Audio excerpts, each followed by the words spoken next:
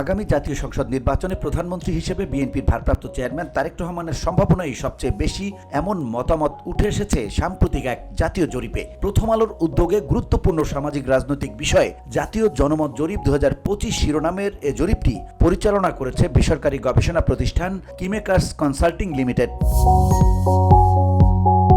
জরিপে অংশ নেয়া 47.5% মানুষ মনে করেন পরবর্তী নির্বাচন শেষে প্রধানমন্ত্রী হওয়ার সম্ভাবনা সবচেয়ে বেশি তারেক রহমানের। জরিপে একটি প্রশ্ন ছিল, বাংলাদেশের বিভিন্ন নেতার মধ্যে আগামী জাতীয় সংসদ নির্বাচনের পর প্রধানমন্ত্রী হওয়ার সম্ভাবনা কার বেশি বলে মনে করেন। এ প্রশ্নের জবাবে সবচেয়ে বেশি 47.5% মানুষ বিএনপির ভারপ্রাপ্ত চেয়ারম্যান তারেক রহমানের পক্ষে মত দিয়েছেন। বিএনপি আগামী জাতীয় নির্বাচনে জয়ী হলে তারেক রহমানই পরবর্তী প্রধানমন্ত্রী করা হবে, দলটির নেতারাও তা বলছেন।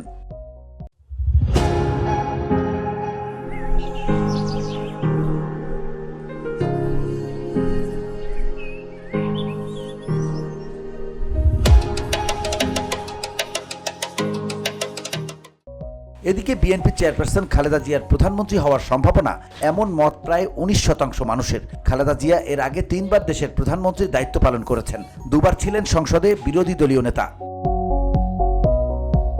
খালেদা জিয়া অথবা তারেক রহমান প্রধানমন্ত্রী হওয়ার সম্ভাবনা নিয়ে জরিপে যে মত এসেছে, দুটি যোগ করলে 66%-এর কিছু বেশি হয়। অন্যদিকে জামায়াতের আমির শফিকুর রহমানের প্রধানমন্ত্রী হওয়ার সম্ভাবনা মনে করেন 25.4% মানুষ। তবে তিনি অতীতে জাতীয় সংসদ নির্বাচনে অংশ নিয়ে জয়ী হতে পারেননি। জুলাই গণঅভ্যুত্থানে ক্ষমতাচ্যুত হয়ে ভারতে পালিয়ে গেছেন শেখ হাসিনা। এর আগে টানা 15.5 বছর ক্ষমতায় ছিলেন। তবে জরিপে 7%-এর কিছু বেশি মানুষ বলেছেন শেখ হাসিনার পরবর্তী নির্বাচনের পর প্রধানমন্ত্রী হওয়ার সম্ভাবনা রয়েছে। এর বাইরে 0.6% মানুষ জাতীয় নাগরিক পার্টির আহ্বায়ক নাহিদ ইসলাম এবং 0.2% মানুষ জাতীয় পার্টির চেয়ারম্যান জিএম কাদের পরবর্তী প্রধানমন্ত্রী হওয়ার সম্ভাবনা দেখেন। জরিপে দেশের 5টি নগর ও 5টি গ্রাম বা আধা শহর অঞ্চলের প্রাপ্তবয়স্ক 1342 জনের মতামত নেওয়া হয়।